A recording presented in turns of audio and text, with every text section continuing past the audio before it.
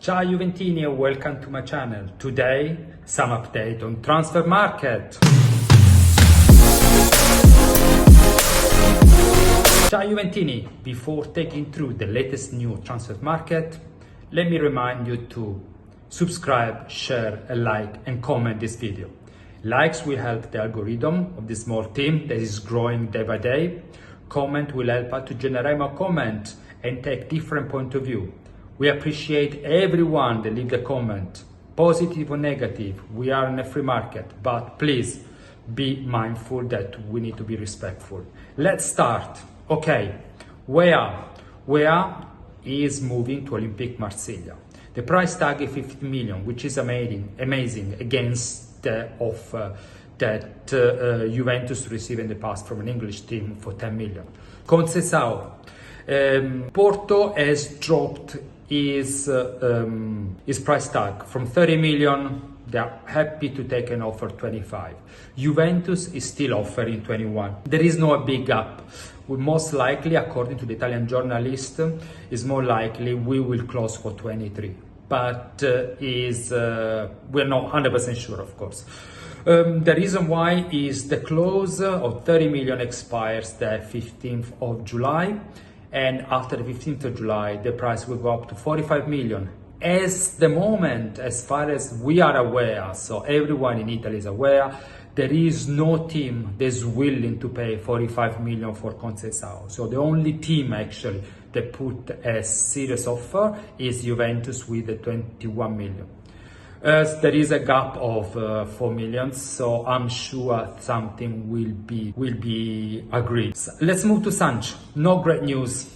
The two parties are still negotiating. The price tag for Sancho with Manchester United has been agreed, so we just need to wait and see what's happening.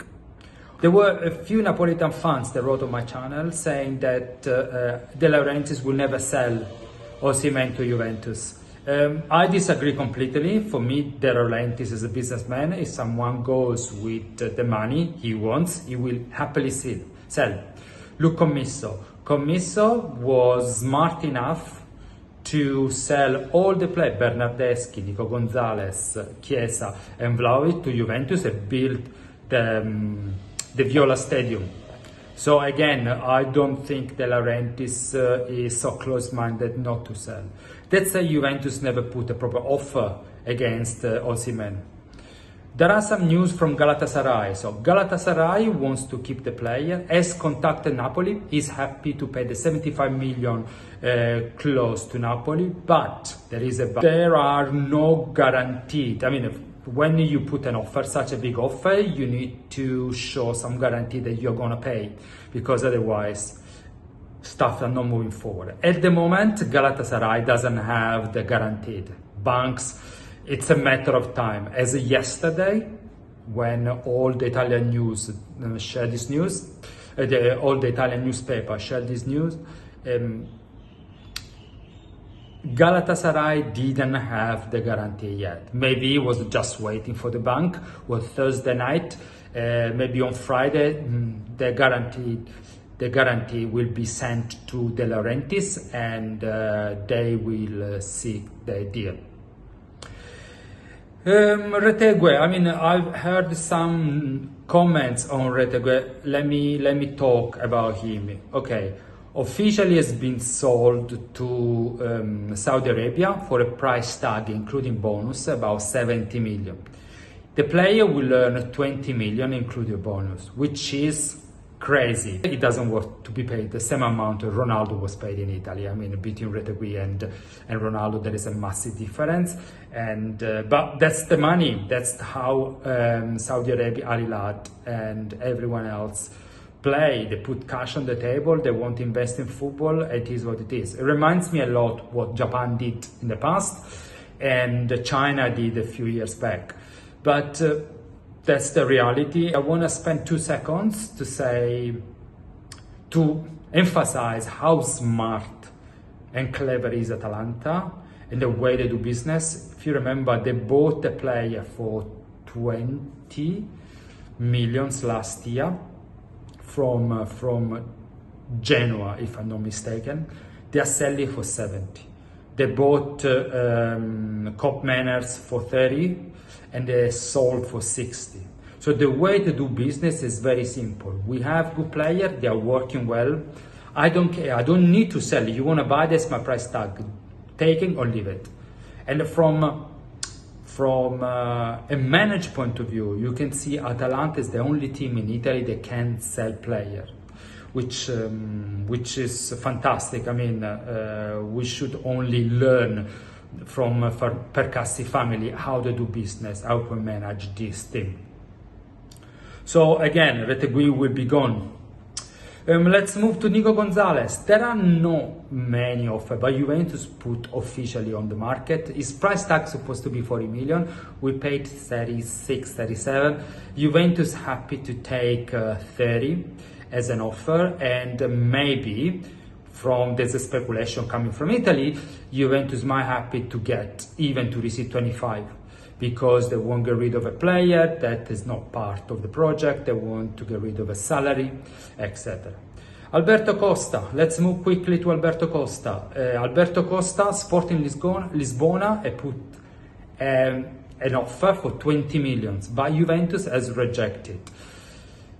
Would I sell Alberto Costa? Honestly, no. He's young, he can improve, and he showed so much. There are not many players at that level that can play like Alberto Costa play. If you start defending and learn how to defend properly on the one-to-one, which I think next year maybe Tutor can teach him, could be a great offer. Will be another Cafu? Not really. It's not going to be another Cafu, but it's going to be a player that can support the team.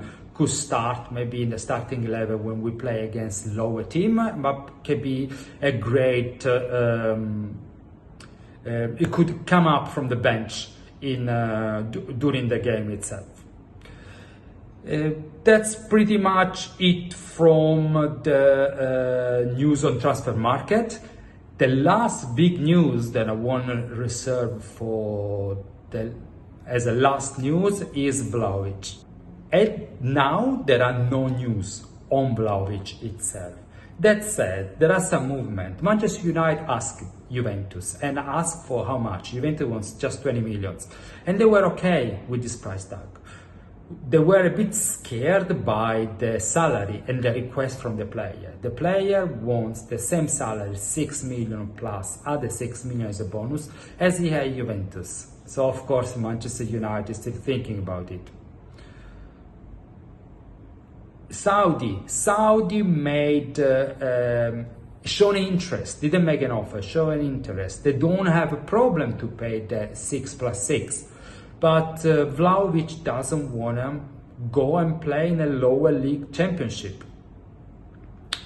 So at this stage we don't have much. We have only 3 solutions. First, he stay until the end of his contract.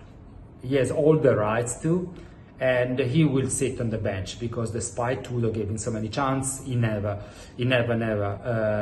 meet the expectation. And after that, there will be direction from above that he need to sit on the bench. So he will waste 1 year. Second, he decide to go and play in Arabia, which is fine, and he play with a second tier championship, but you don't know because there's so much money.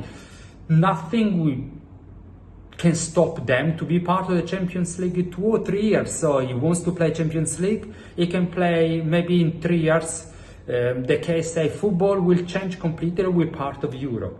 Third, he plays for Galatasaray, but now Galatasaray has close to acquire Osimhen, so there is no chance for him. So he's really blocked himself. And let me know what you think. I will keep you posted with more and more update on the transfer market. Thank you so much. I'll see you soon. Ciao for now and Forza Juve. Ciao.